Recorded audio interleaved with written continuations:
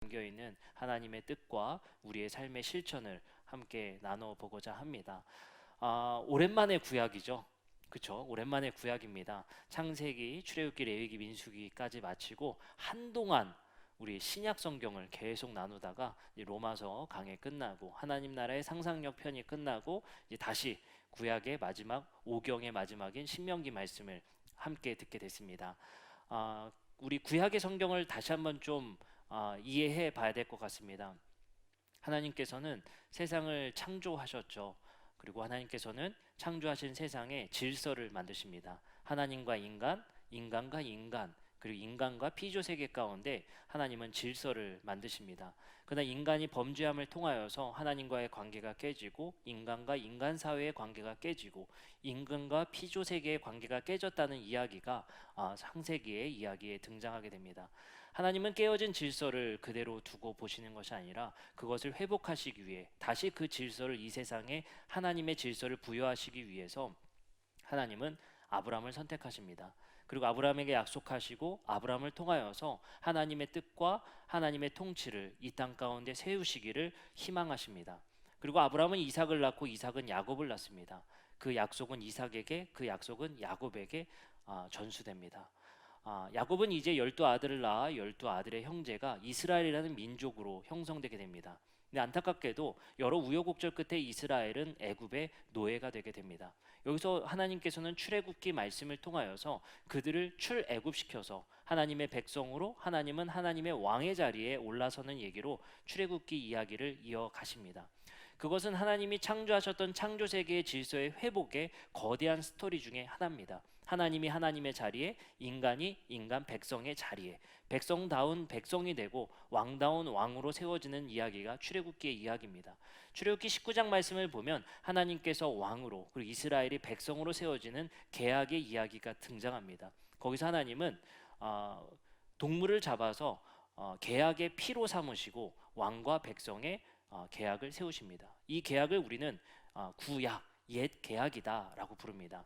그것이 성경의 제목으로 붙었을 만큼 계약은 매우 중요합니다. 하나님과 우리 인간 사이의 계약이 맺어져서 계약된 당사자 간에 지키는 것이 바로 법률입니다.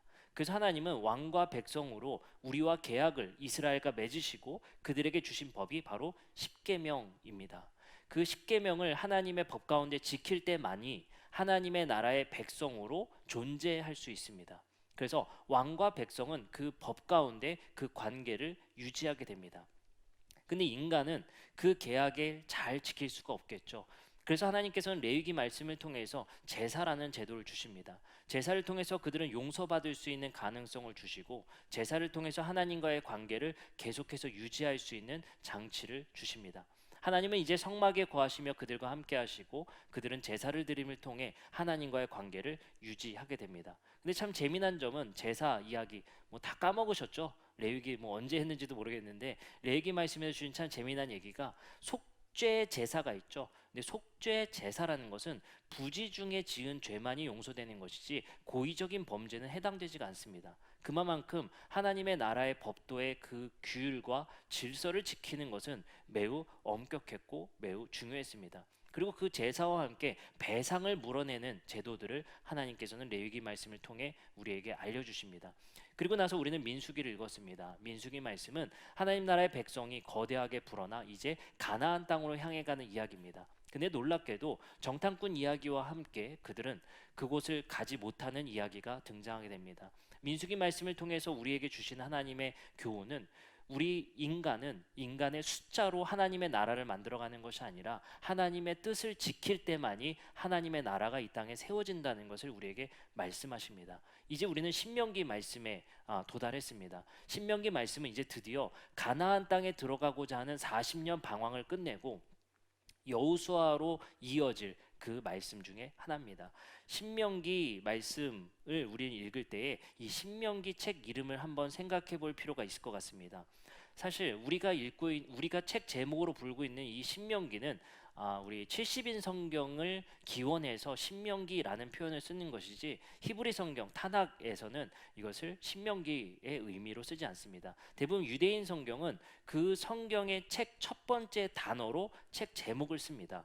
그렇기 때문에 신명기도 하트바람이라는 히브리어를 통해서 말씀들이라는 아주 심플한 제목을 우리에게 제공합니다. 그러나 70인역은 신명기 17장 18절을 통해서 율법서의 등사본을 기록하라라고 하는 반복된 기록이라는 제목으로 70인역은 제목을 삼게 됩니다.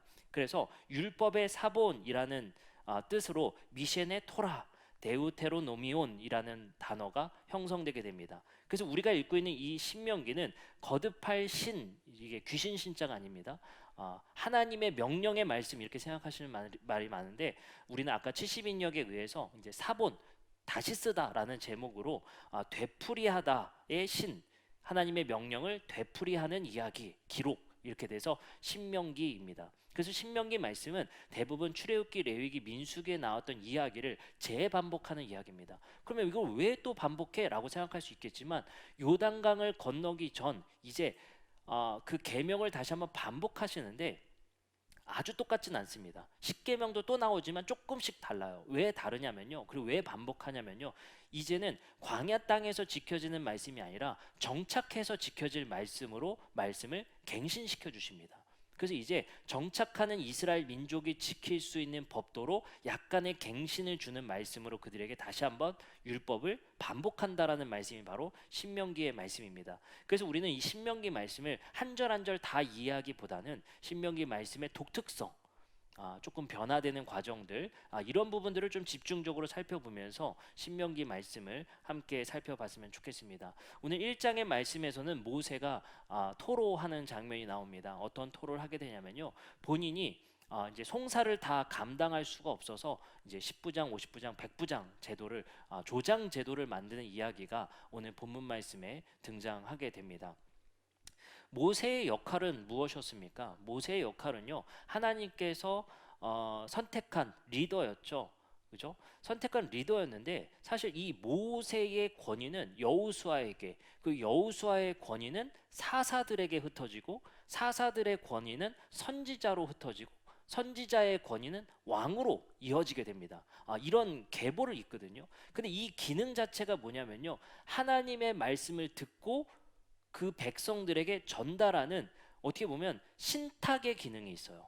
그래서 레위기 말씀에 보면 하나님께서 모세를 불러 이르시되라는 말씀이 많이 등장합니다. 그래서 모세를 성막으로 부르셔서, 성막에 하나님이 거주 중에 계시죠. 그곳에서 모세에게 말씀하시고, 모세는 그 말씀을 듣고 백성들에게 알려주는 역할이게 됩니다. 근데 이 기능이 여호수아에게, 그리고 여호수아에서 이제 사사들에게 하나님의 영이 임해서 하나님의 말씀을 대언할 자가 되는 거죠. 그 역할이 이제 사무엘서로에 등장하면 사무엘이라는 선지자가 하나님의 말씀을 듣고 대언하게 됩니다. 근데 이스라엘 백성들의 요구는 선지자 외에 우리에게도 다른 나라와 같이 왕을 세워달라는 요구가 돼요. 그래서 이제 신탁할 수 있는 권위가 왕과 선지자 둘이 되게 되는 겁니다. 그렇죠? 그래서 왕의 신탁과 선지자의 신탁이 다르면 선지자는 즉각 가서 책망하게 돼요. 그래서 다윗이 하나님의 신탁을 받지 않은 채로 인구 조사를 하니까 나단 선지자가 바로 가서 이 징계를 하게 되죠. 이런 견제 관계가 되게 됩니다. 근데 모세로부터 온 그 전통이 있단 말이에요. 그래서 모세의 가장 큰 역할은 하나님의 말씀을 신탁되어져서 그 말씀을 이스라엘 백성들에게 전파하고 그것을 실행하는 그 중간 역할이 되게 됩니다. 아시겠죠? 그런 모세의 역할인데, 이제 모세가 그 역할을 혼자 하다 보니까 이제 어려움을 느끼고 이것을 조금 나눴으면 좋겠다라는 이제 토로를 하게 되죠. 신명기 1장 12절입니다. 그런즉 나 홀로 어찌 능히 너희의 괴로운 일과 너희의 힘겨운 일과 너희의 다투는 일을 담당할 수 있으랴. 여기서 저는 참 재미난 모세의 역할을 볼 수 있는 것 같습니다. 모세 하면 홍해 가르고 만나 매출하기에 중요한 역할을 하게 되고, 그 하나님의 그 기적을 일으키는 중요한 역할들을 하게 되죠. 그리고 모세의 지팡이 우리가 잘 알고 있고요. 근데 참 재미난 게 모세가 정말로 힘들었던 일은 이거였어요. 너희의 괴로운 일과 너희의 힘겨운 일과 너희의 다투는 일을 듣는 것이 엄청난 괴로움이었다는 사실을 말하고 있습니다. 그 일을 분산했으면 좋겠다는 거예요. 그 말이 뭐겠습니까? 7위의 이야기보다는 어쩌면 듣는 역할을 이제는 여러 명에서 했으면 좋겠다는 겁니다. 우리도 참 힘들죠. 들어주기가. 그죠? 아, 그 얘기 참 들어주기 힘드네. 그죠? 아, 어렵습니다. 남의 이야기 듣는 게 정말 어렵습니다. 저도 잘 들어주는 성격이 아니라서 와이프가 하는 얘기를 굉장히 지루해하는 스타일입니다. 가끔 딴 생각했다가 그때 대답해주고, 그래서 듣고 있는 거야 말을 참 들어요. 예, 듣고 있는 거야라는 의심을 참 많이 듣습니다. 듣는 게 참 어려운 것 같아요. 예. 그 반복되는 얘기를 왜 계속하는 거야? 이런 마음도 들고요. 어려운 얘기, 힘든 얘기. 우리 와이프가 저한테 항상 하는 불만이 뭔지 아세요? 교회에서는 그렇게 잘 들어주면서, 성도님 얘기들은 그렇게 잘 들어주면서 왜 집에 와서는 안 들어주냐? 아주 이중적인 사람입니다. 그만큼 듣는 게 참 어렵습니다. 왜냐하면 남의 감정을 공감해 준다는 게 어떻게 보면 그 굉장한 피로감을 주게 됩니다. 그래요? 그래서요? 그냥 건성으로 듣는 게 아니라 그것을 공감한다는 것은 어떻게 보면 역지사지 아닙니까? 그걸 내 일처럼 공감한다는 것은 그 아픔이 나에게 같이 오게 됩니다. 그게 진짜 아픔을 공감하는 거겠죠. 그럴 때 엄청난 정신적 피로도와 엄청난 힘듦이 이렇게 찾아옵니다. 모세도 그 목회적 역할을 감당했던 사람이었기 때문에 이것을 조금 분배했으면 좋겠다라는 이야기를 하는 거예요. 근데 여기서 우리가 알았으면 좋겠는 것은 모세는 그 높은 자리에 앉았음에도 불구하고 너희의 괴로운 일, 힘겨운 일, 다투는 일을 정말 성실하게 들어줬던 리더입니다. 그리고 하나님께서는 리더는 그래야 한다라는 것을 모세에게 말씀하셨던 것 같아요. 그리고 신명기 1장 13절에서 이어진 말씀에 이렇게 말합니다. 너희 각 지파에서 지혜와 지식 있는 인정받은 자들을 택하라. 내가 그들을 세워서 너희 수령을 삼으리라 한즉. 모세는 이제 누가 리더가 될 것이냐를 기준을 이렇게 세웁니다. 지혜와 지식이 있고 인정받는 사람, 사람들로부터 인정받은 사람이어야 되겠죠. 너무 저 사람 좀 아닌 것 같아. 그 사람은 될 수가 없겠죠. 지혜와 지식 그리고 사람들로부터 인정받을 수 있는 사람을 리더로 뽑기를 원합니다. 그렇다면 누가 지혜와 지식이 있는 자였느냐 생각해 보면 신명기 1장 16절부터 17절의 말씀에 이렇게 말씀하십니다. 내가 그때에 너희의 재판장들에게 명하여 이르기를 너희가 너희의 형제 중에서 송사를 들을 때에 쌍방간의 공정히 판결할 것이며 그들 중에 있는 타국에게도 그리할 것이라. 판결을 공정히 잘해야 되겠죠. 하나님의 율법에 맞춰서 공정하게 판정을 해야 됩니다. 근데 사실상 하나님이 우리에게 주신 그 율법대로 판정하기가 어려운 거예요. 왜냐하면 변수가 너무 많아요. 우리 인간 사는 세상에는 아주 복잡한 세상이기 때문에 율법대로의 일만 있으면 참 좋은 것 같아요. 그래서 많은 그리스도인들이 묻는 게 있죠. 이럴 때는 어떻게 해야 돼요? 저럴 때는 어떻게 해야 돼요? 이럴 때는 어떤 게 성경적이에요? 이렇게 물을 수밖에 없어. 왜냐하면 성경에서는 우리 세상의 복잡한 세상을 모든 것을 다 답하고 있지 않기 때문에. 그렇기 때문에 여기서는 그 공정한 판결을 하기 위한 지혜와 지식이 필요하다는 겁니다. 근데 세번역 성경을 보면 개역 개정보다 조금 더 강조되는 중요점이 더 나옵니다. 이렇게 말합니다. 세번역입니다. 그때에 내가 당신들 재판관들에게 명령하였습니다. 당신들 동족 사이에 소송이 있거든 잘 듣고 공정하게 재판하십시오. 여기서 공정한 재판 전에 잘 나오는 게 잘 듣고요. 잘 듣고. 그러면 우리는 조금 생각해 볼 여지가 있는 말씀인 것 같습니다. 모세도 힘겨운 일, 그리고 괴로운 일, 그리고 다투는 일을 다 듣는 것이 어렵다라고 이야기를 토로했어요. 그리고 신명기 1장 16절에 나오는 지혜와 지식 있는 재판관의 첫 번째 자격은 잘 듣고요. 잘 듣고. 그 말은 지혜와 지식이라는 것은 내 학식과 내 지식에 있는 것이 아니라 먼저 잘 듣는 행위가 중요하다는 것입니다. 성실하게 잘 듣는 것. 여기서 근데 잘 듣는 것이라는 표현, 듣는 것이 아니라 잘 듣는 것이라는 표현을 쓴 것은 잘 듣는다는 건 뭐예요? 편견 없이.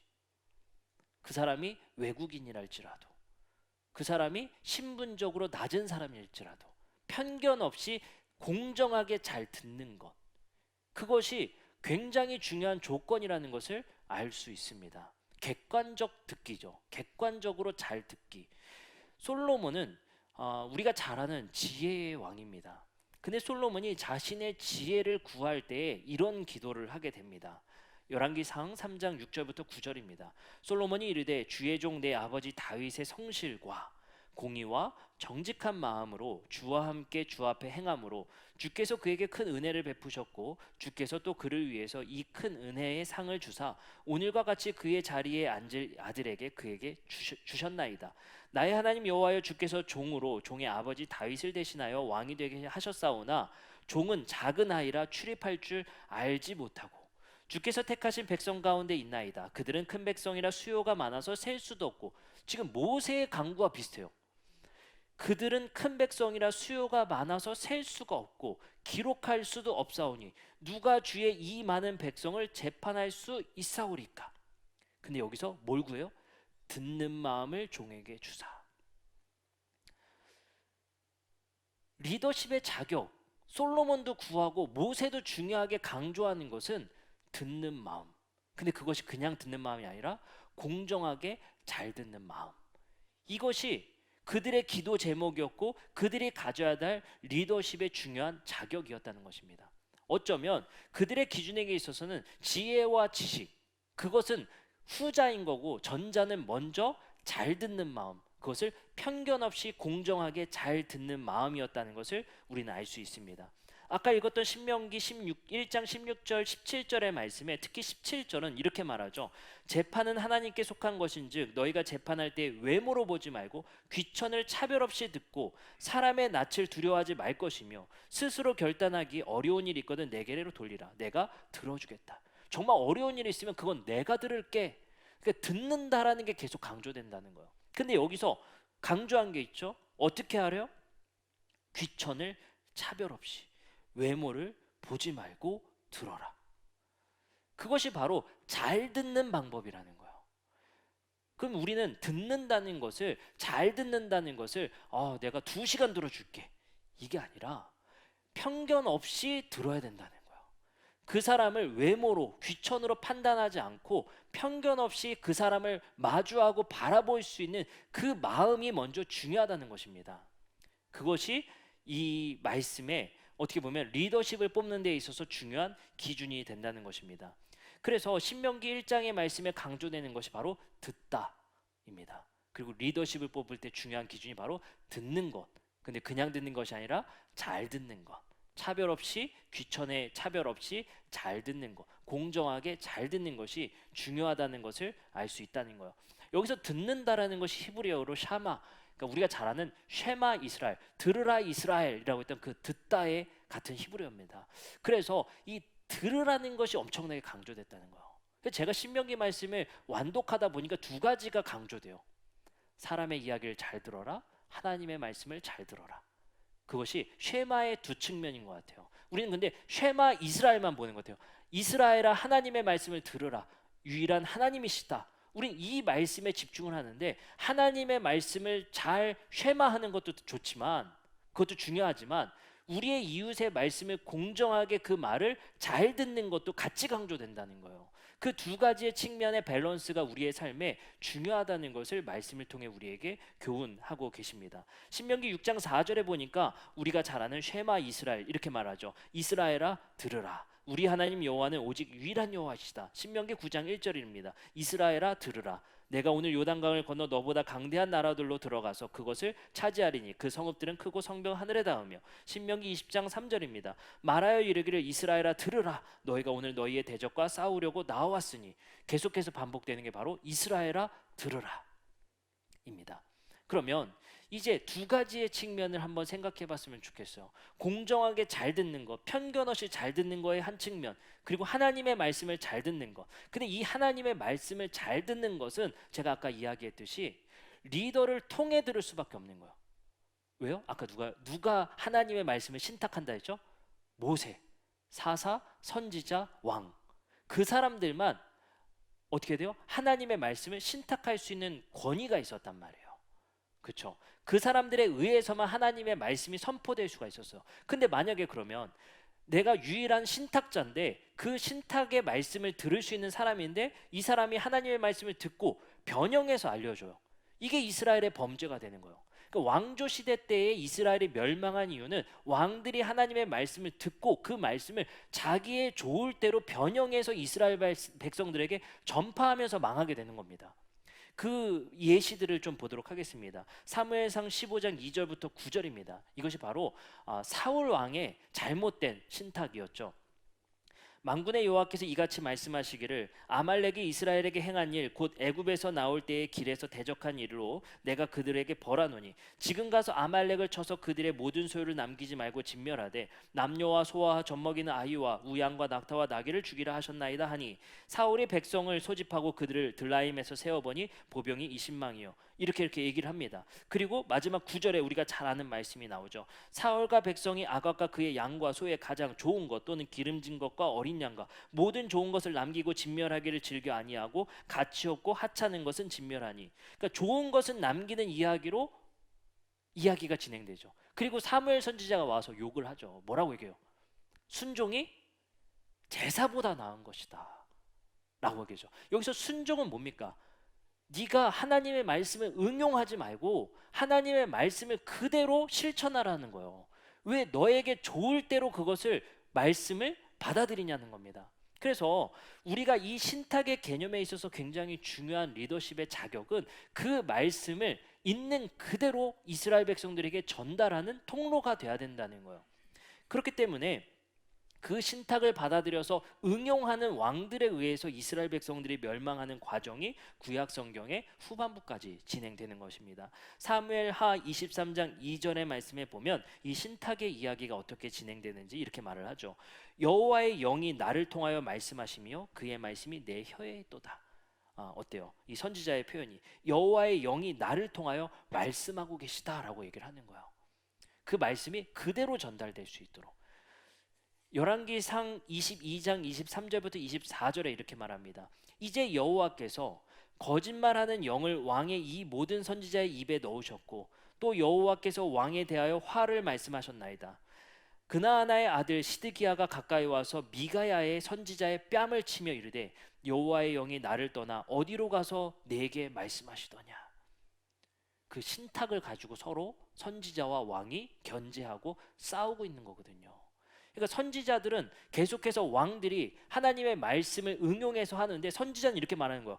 너의 입에 거짓말하는 영이 들어가 있다 라고 얘기를 하는 거야. 그 말이 뭡니까? 내가 하나님을 아는 것과 하나님의 말씀을 들은 것과 너가 이스라엘 백성들에게 그 법률을 전하는 것과 상호 차이가 있다는 거예요.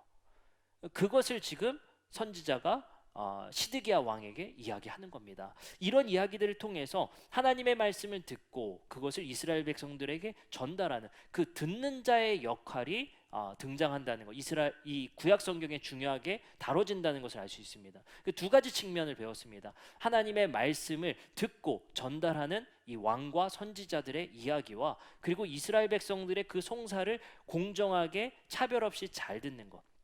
그러면 이 두 가지의 측면을 우리는 이제 생각해 봐야 될 것 같습니다. 아까 얘기했죠. 여호와의 영이 임하여 내 혀에 하나님의 말씀을 이제 전할 수 있는 그것을 주셨다라고 이야기하잖아요. 근데 신약 성경엔 이게 전환되는 거예요. 어떻게 전환되죠? 자녀들은 예언할 것이요, 이제 청년들은 환상을 보고 노인들은 꿈을 꾼다. 이런 얘기를 통해서 하나님의 영이 임한다. 근데 그 영이 우리가 말씀 속에서도 배웠었죠. 누구에게 임해요? 특정한 지도자들에게 임하는 것이 아니라 신약 성경은 모든 그리스도인 성도들에게 하나님의 영이 임한다는 얘기를 하는 거예요. 그럼 이제 하나님의 말씀을 신탁하고 들을 수 있는 것, 하나님의 마음에 감동을 받을 수 있는 것이 특정 지도자나 목사나 가톨릭 사제가 받을 수 있는 것이 아니라 모든 성도들이 하나님의 마음을 받을 수 있고 그 마음의 감동을 모든 성도들이 느낄 수 있다는 거예요.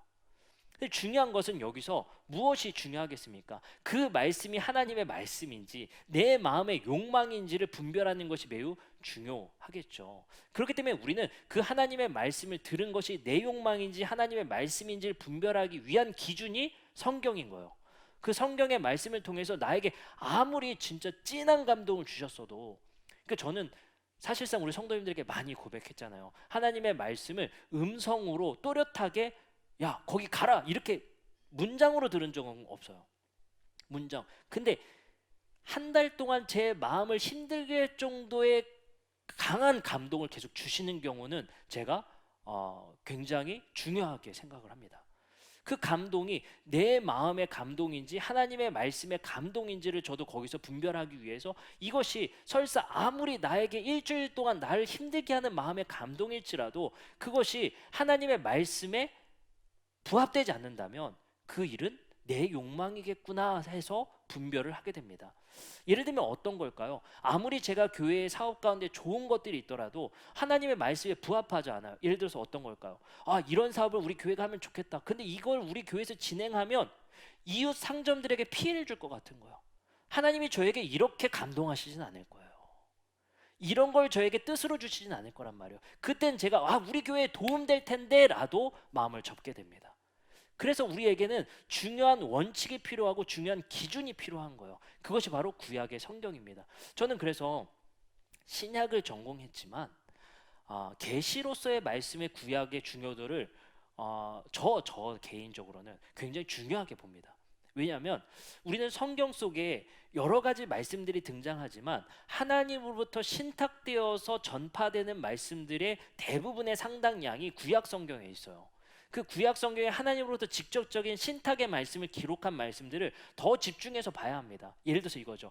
여호와께서 말씀하여 이르시되, 하나님께서 직접적인 선지자와 하나님의 영을 통해 계시한 직접적 계시를 우린 조금 더 중요하게 봐야 합니다. 하나님의 직접적인 신탁이었잖아요. 그 말씀의 기록을 중요하게 보는데 그런 말씀들의 기준이 우리에게 굉장히 중요한 삶의 지표가 되어야 된다는 거예요. 그래서 우리는 이 지표가 나에게 있으면서도 내 욕망이 그 지표를 넘어설 때가 있는 거예요. 마치 사울이 자신의 왕권을 강화시키기 위해서 좋은 것 남기듯이 우리에게도 그런 유혹이 굉장히 많이 발생된다는 거예요. 이게 하나님의 말씀의 기준에 하나님의 사랑, 하나님을 사랑하고 이웃을 사랑한다라는 그 중요한 원칙과 이 원칙이 조금 모호한 건 있었어요. 근데 놀랍게도 신약 성경에 이 원칙이 어떻게 삶에 실행되는지를 예수님이 삶으로 보여주셨죠. 그 정신이 무엇인지, 이걸 문자적으로 지킬 것이 아니라 그 정신이 무엇인지를 삶으로 보여주셨단 말이에요. 그 삶으로 보여주신 그 행동이 우리의 삶의 지표가 돼서 하나님이 나에게 주시는 감동과 예수의 삶과의 비교를 통해서 이 삶이 예수라면 어떻게 하셨을까? 예수라면 이걸 진행하셨을까? 고민하게 되고 마음의 감동을 우리는 분별하게 되는 거예요. 이 생각을 우리는 끊임없이 하게 되는 겁니다. 그러니까 기도할 때 순간적인 착각으로 그것을 진행하고 강행해서는 안 돼요. 저도 굉장히 조심스러워하는 게 있죠. 교회에게 하나님께서 저에게 감동을 주셨는데 건축하라십니다. 이게 제 생각인지 제 욕망인지 알 수가 없는 거예요. 우리 교회에 어떤 유익을 위한 것인지 무엇인지 우린 이것을 내 착각인지 알 수가 없단 말이에요. 우리는 그것을 늘 주의하여 살피라는 바울의 말씀과 같이 분별할 수 있어야 되는 거예요. 그것을 나에게 이런 감동이 있어. 그 감동이 내 욕망의 감동인지 하나님의 말씀의 감동인지 늘 우리가 고민해 봐야 됩니다. 그리고 그 기준이 하나님의 말씀과 예수의 실천의 삶을 우리가 보고 들음을 통해서 그 기준을 통해 분별하게 되는 것이죠. 그리고 우리가 두 번째 측면을 나눴었습니다. 이웃의 사연을 들어주는 것. 힘든 일과 괴로운 일을 듣는 것이 버거웠던 모세는 그 듣는 역할의 리더십들을 뽑습니다. 그리고 그 리더십들은 잘 듣는 것을 강조하게 되죠. 편견 없이 잘 듣는 것입니다. 그것을 우리는 지금 뭐라고 표현하죠? 공감이라고 얘기합니다. 공감. 제가 일주일간에 한 주 설교를 쉬었잖아요. 한 주 설교를 쉬면서 좀 책을 좀 읽을 수 있는 시간들이 많이 확보가 돼서 두 가지 책을 좀 관심 있게 읽었습니다. 첫 번째 집단의 착각이라는 책이었고 두 번째 공감의 반경이라는 책이었습니다. 두 책 중에 저는 두 책을 다 추천을 드립니다. 집단의 착각이라는 책은 우리가 집단주의로 인해서 얼마나 객관적으로 판단하지 못하는가에 대한 예시들이 등장되어 있어요. 그 예시들을 제가 읽으면서 정말 저도 소름이 많이 돋았습니다. 그 중에 굉장히 충격적인 예시 하나가 뭐였냐면요. 병원에서 장기, 이식할 때 쓰는 장기들이 그렇게 많이 버려진대요. 이게 이상하죠. 왜냐면 장기 이식하려고 대기하는 사람들이 엄청나게 많잖아요. 서로 받고 싶어서 지금 대기자가 엄청나게 많은 걸 아는데 장기가 많이 버려진다는 거예요. 왜 장기가 버려질까? 놀랍게도 첫 번째 장기 이식자가 거절하면 계속 거절하는 게 루틴이래요. 뭔가 이상한가 보다. 이상한가 보다. 이상한가 보다. 이상한가 보다. 팩이 된대요. 그게 이 집단적인 착각을 일으킨다는 거예요. 내가 객관적으로 판단하기보다는 남의 생각을 굉장히 많이 신경 쓰는 게 사회적 동물인 인간의 행동 모방입니다. 예를 들어서 이런 것들 있을 것 같아요. 책의 예시로는 이런 게 참 재밌었습니다. 예를 들어서 이겁니다. 인간의 행복의 기준은 무엇입니까? 1번 돈보다 삶의 질이 행복입니다. 2번 아닙니다. 자본주의 사회는 돈이 행복입니다. 그럼 이제 선택자는 이렇게 생각한다는 거예요. 그래 2번이 맞긴 한데 사람들은 대부분 1번을 선택할 거야. 해서 1번을 체크하는 경우가 굉장히 많대요. 그 말이 뭐겠습니까? 다른 사람은 어떻게 생각하는지를 우리는 굉장히 신경을 많이 쓴다라는 것입니다. 우리는 이런 것들을 보면서 동조화 된다고 하죠. 동조화. 그래서 지금 많은 학자들이 얘기하는 심리학자들이 얘기하는 건요. 지금 한국 사회와 세계적으로 일어나는 갈등의 문제, 집단 혐오의 문제를 생각할 때 공감이 부족해서가 아니라 공감의 과잉 때문에 일어나는 것이라고 이야기를 합니다. 근데 놀랍게도 그 공감은 우리 집단끼리의 공감이 너무나도 과잉되어지기 때문이라는 거예요. 그래서 우리는 SNS나 많은 미디어들을 통해서 좋아요, 알고리즘을 통해서 내가 원하는 정보들만 계속해서 반복 학습되게 죠. 왜요? 불편한 내용은 거르게 돼 있어요. 인간은 나에게 동조되고 나에게 공감되는 이야기를 계속 듣게 됩니다. 정치적인 것도 마찬가지죠. 정치적인 편견과 우리가 확증 편향이라고 하죠. 한쪽으로 편향될 수밖에 없는 것은 같은 이야기를 불편한 이야기는 제거하고 나에게 좋은 이야기는 계속해서 반복적으로 듣기 때문에. 근데 제가 신학을 하면서도 되게 많이 느꼈어요. 저는 아버지가 우리 교단 출신이었고 그 교단 교회에서만 신앙생활을 했고 아주 보수적인 교단이죠. 신앙생활을 했고 보수적인 신학교와 보수적인 대학원을 이렇게 입학해서 졸업을 하게 됩니다. 그래서 제가 이제 그 학업 생활 중에 제가 대학원은 이거 좀 너무 좀 넓게 배우고 싶은데 해서 제가 청강을 많이 다녔어요. 다른 학교에. 그러면서 이런 다른 생각도 있구나를 되게 많이 경험하게 됐습니다. 그때 그 제 노력과 경험이 아니었다면 저는 아직도 한 우물에만 계속해서 똑같은 생각을 했을 것 같아요. 그 신앙이 그대로 자리 잡혔을 것 같습니다. 근데 이런 다른 생각도 있다라는 것을 우리 집단 안에만 있으면 객관적으로 사고 판단을 하기 어렵다는 거예요. 그렇기 때문에 우리가 객관적 진리에 다가서기에 가장 방해가 되는 것이 바로 이런 집단 착각과 동조합니다. 그래서 우리가 남이가 이거죠. 우리끼리 모여진 그 규칙 안에서는 우린 불편하지 않은 거예요. 그래서 이 집단 착각이 가장 많이 이루어지는 것 중에 하나가 종교 집단이에요. 그러니까 우리 안에서는 집단적인 동일한 생각을 하니까 불편감이 하나도 없는 거예요. 근데 우리끼리만의 생각이 정말 객관적인지 우리는 판단하기가 엄청나게 어려운 거예요. 엄청나게 불편하게 되는 겁니다. 그래서 우리는 늘 우리끼리. 그 대학생들이 저한테 그 입학할 때 많이 묻는다니까요. 목사님 대학교 선교회 추천 좀 해주세요. 거기서도 동조화되는 사람들끼리의 이야기에 그 편향되게 되는 겁니다. 그렇게 되면은 우리가 객관적으로 판단하기가 점차적으로 어려워진다는 거예요. 그것을 집단 착각이라는 책에 아주 잘 다뤄져 있습니다. 그럼 우리는 어떻게 할 것인가? 그 답이 바로 공감의 반경이라는 장대익 교수, 서울대학교 교수님이죠. 진화 심리학자인데 그분의 책을 읽으면서 굉장히 많이 이해하게 됐습니다.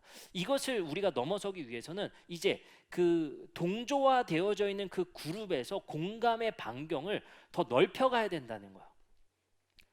그 말이 뭐겠습니까? 나와 다른 사람들 많이 만나고 들을 수 있어야 된다는 거예요.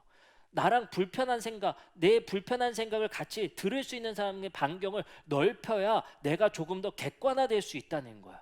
근데 사실 그렇거든요. 저 사람 진짜 이상한 사람 같은데. 저거는 나도 좀 아닌 것 같은데. 근데 막상 들어보면 똑같은 사람이라는 걸 우리는 잘 알게 됩니다. 사회적으로 뉴스에서 매스컴에서 아주 차별하는 집단, 혐오하는 집단들이 있죠. 근데 정작 만나봤습니까? 정작 만나서 얘기 들어봤어요? 저는 그 자리에 많이 갈 수밖에 없잖아요. 가서 만나서 들어보죠? 똑같은 사람이에요. 근데 우리는 이 집단 안에 동조화되어져 있으면 계속되는 우리끼리의 동조화되어 있는 그 사고방식을 똑같이 우리는 남의 생각을 신경 쓰며 그것을 주장하게 되는 것이죠. 그렇게 되면 우리는 점점 더 우리 안에 갈등이 심화되고 우리 안에 어려움이 계속해서 발생되어진다는 것입니다.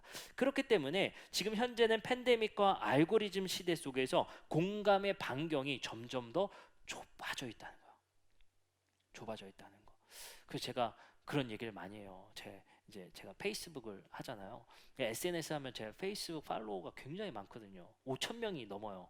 5천 명이 넘는데 거기에 웬만하면 댓글을 달지 말라고 해요. 거기 5천 명 제 팔로워들은 다 제 생각에 동조화되어 있는 사람들이거든요.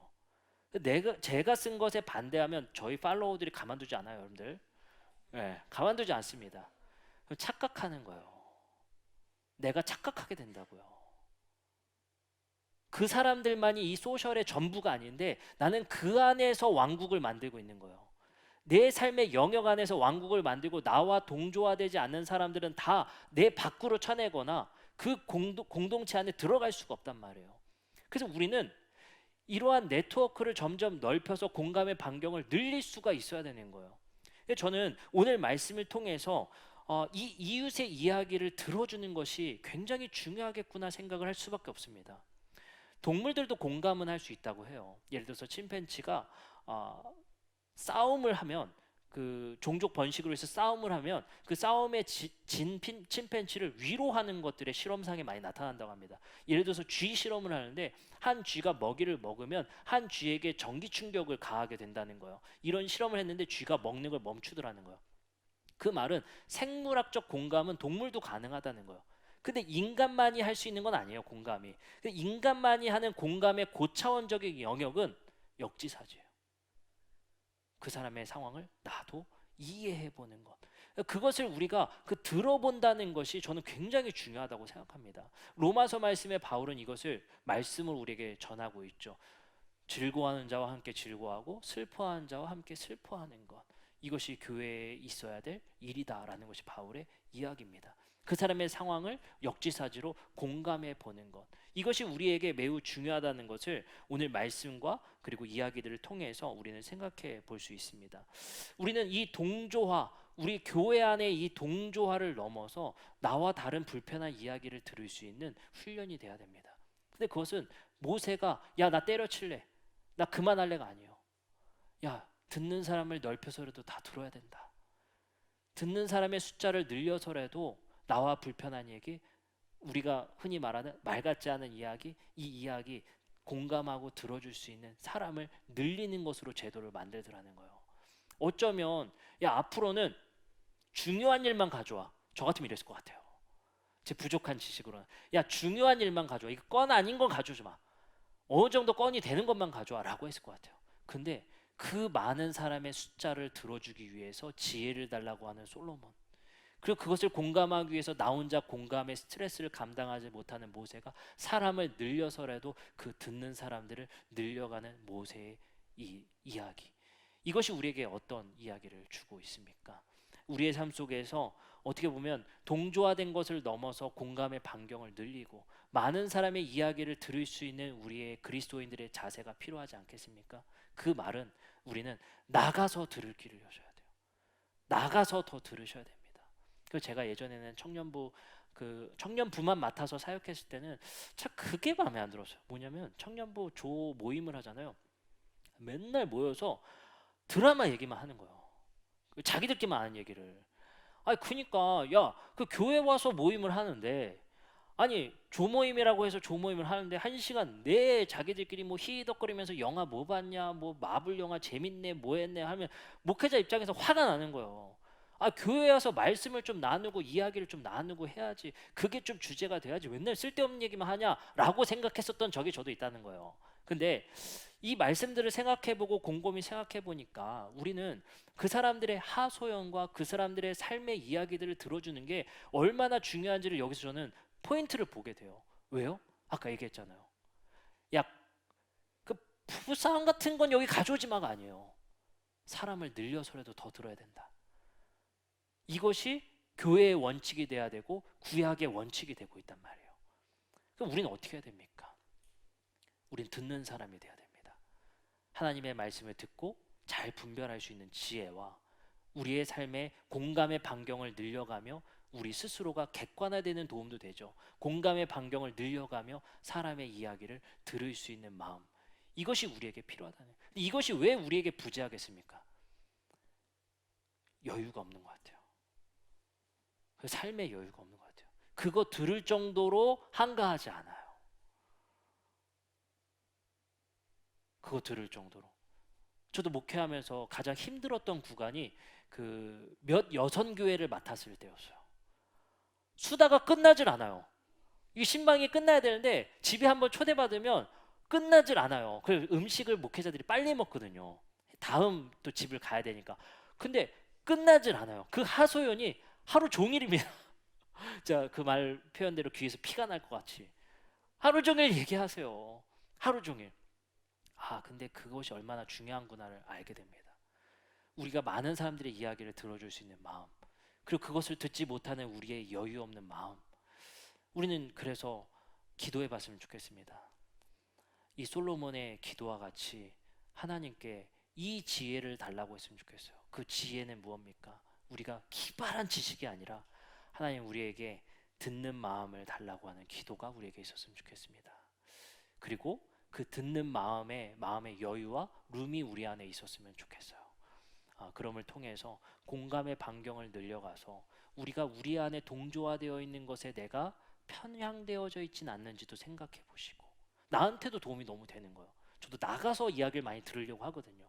나가서 다른 사람과 만나보려고. 그럼 되게 낯설잖아요. 되게 독특하고, 신앙 아예 없고 하나님 믿어본 적 없는 사람들과 만날 때 전 제일 짜릿한 것 같아요. 왜냐면 정말 말 같지 않은 소리를 하거든요. 제가 들었을 때는 너무 낯선 거예요. 어디서부터 말해야 될지 모르겠어요. 근데 그럴 때 내가 나도 너무 편향되게 생각하고 있었구나. 나는 신을 믿지만 그는 믿지 않음을 통해서 난 생각하지 않고 내가 너무 편향되게 생각하고 있었구나를 그제서야 나도 알게 된다는 거예요. 내가 너무 이렇게만 생각하고 있었구나 그제서야 알게 된다는 거예요. 오늘 많은 이야기를 말씀을 통해 나눴습니다. 하나님의 말씀을 듣고 분별할 수 있는 지혜와 많은 사람의 이야기를 듣기 위해서 중요한 것들로만 듣는 것이 아니라 그 많은 이야기를 듣기 위해 사람 숫자를 늘렸던 모세의 이야기, 이 이야기를 통해서 우리는 쉐마의 두 가지 측면, 하나님의 말씀을 듣고 분별하는 힘과 들을 수 있는 마음의 여유를 우리에게 달라고 하나님께 기도하셨으면 좋겠습니다. 이 시간 우리 함께 찬양하고 기도하는 시간 갖도록 하겠습니다.